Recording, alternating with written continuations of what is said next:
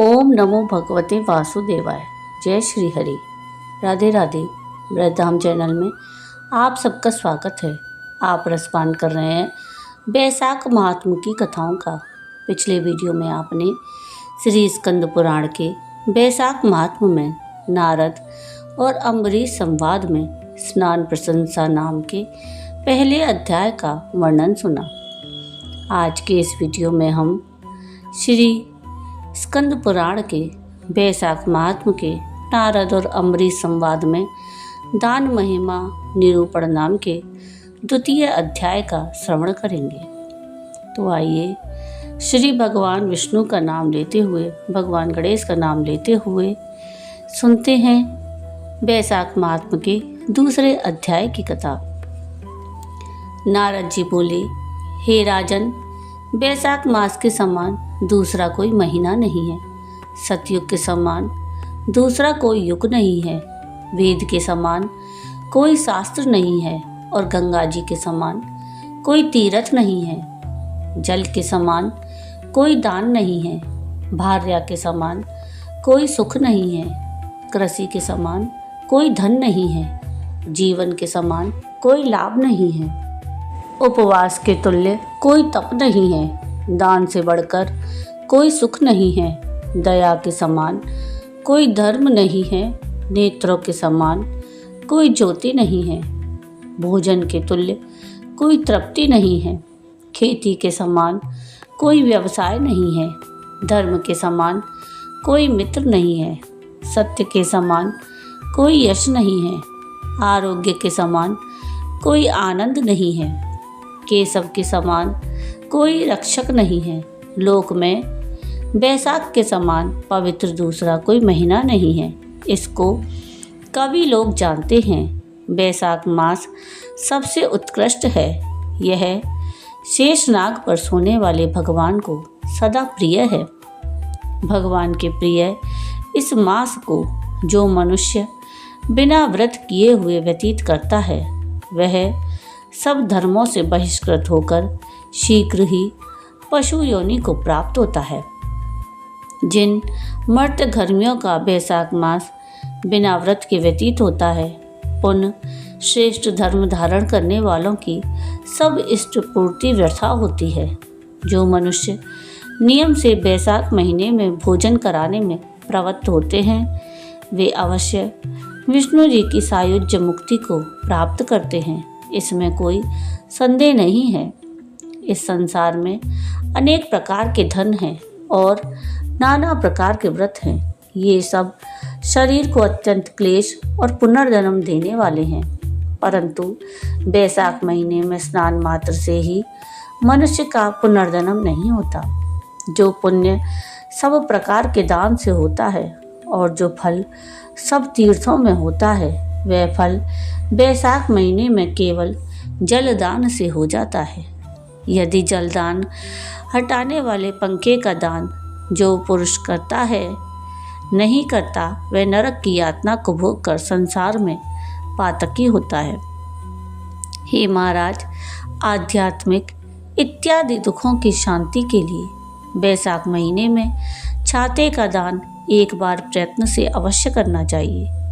विष्णु के प्रिय बैसाख मास में जो मनुष्य छाता दान नहीं करता, वह संसार में छायाहीन, महाक्रूर और पिशाच होकर रहता है।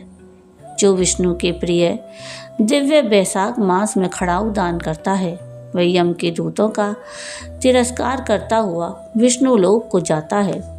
जो विष्णु प्रिय बैसाख मास में जूता दान करता है, वह नरक की यातना नहीं भोगता और ना तो संसार में उसको कोई दुख होता है।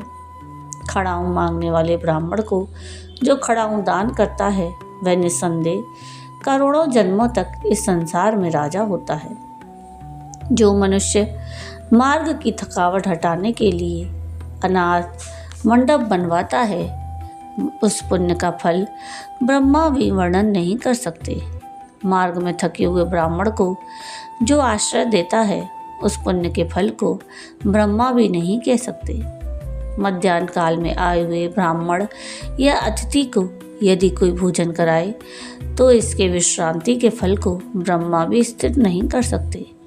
नरादीप, मनुष्यों को अन्नदान करना तत्काल तृप्ति करता है, अतः संसार में अन्नदान के सदृश दूसरा कोई दान नहीं है। भोजन न किए हुए मनुष्य को स्त्री, पुत्र, घर, वस्त्र, अलंकार, आभूषण इत्यादि सभी असह होते हैं, परंतु भोजन कर लेने पर निश्चय ये सब भले जान पड़ते हैं। अतः अन्नदान के समान ना कोई दान था और ना होगा। जिसने मार्ग में थके हुए ब्राह्मण को भोजन नहीं दिया वह संसार में पिशाच होकर अपने ही मांस को खाता है। इस कारण से ब्राह्मण को यथाशक्ति अन्नदान देना चाहिए। हे राजन, अन्न देने वाला माता पिता इत्यादि को भी भूलवा देता है। इसी से त्रैलोक्यवासी अन्न की ही प्रशंसा करते हैं। माता और पिता जन्म के हेतु हैं, किंतु पंडित लोग संसार में अन्न देने वाले को पितृ कहते हैं। हे राजन, अन्नदान में सभी तीर्थ हैं। अन्नदान में सब देवता और अन्नदान में सब धर्म वास करते हैं। जय श्री हरि। तो ये थी स्कंद पुराण के वैशाख महात्म के नारद और अम्बरीश संवाद में दान महिमा निरूपण नाम का द्वितीय अध्याय समाप्त हुआ। जय श्री हरि। तो ये थी कथा वैशाख महात्म के दूसरे अध्याय की। वैशाख महात्म की एक दूसरी कथा भी आज के इस वीडियो में हम सुनते हैं। इस कथा में ये बताया गया है कि एक छोटा सा पुण्य भी अत्यंत फलदायी होता है। इसलिए इस महीने में स्नान, दान और भगवान की भक्ति अवश्य करनी चाहिए। कथा इस प्रकार है।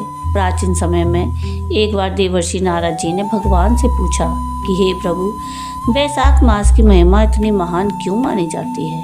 तब भगवान ने कहा, हे नारद, वैशाख मास में किया गया स्नान, दान और पूजा मनुष्य के सभी पापों को नष्ट कर देता है और उसे मोक्ष की प्राप्ति होती है। भगवान ने कथा इस प्रकार सुनाई कि एक नगर में एक पापी मनुष्य रहता था। उसने जीवन भर कोई पुण्य नहीं किया था, किंतु एक दिन वैशाख मास में उसने अनजाने में ही गंगा स्नान कर लिया और एक ब्राह्मण को जल दान कर दिया। उस छोटे से पुण्य के कारण जब उसकी मृत्यु हुई तो यमदूत उसे लेने आए, लेकिन उसी समय विष्णुदूत भी वहाँ आ पहुँचे। दोनों के बीच विवाद हुआ। यमदूत बोले, यह पापी है, इसे यमलोक ले जाएंगे। विष्णुदूत बोले, इसने वैशाख मास में स्नान और दान किया है, इसलिए यह बैकुंठ जाने का अधिकारी है।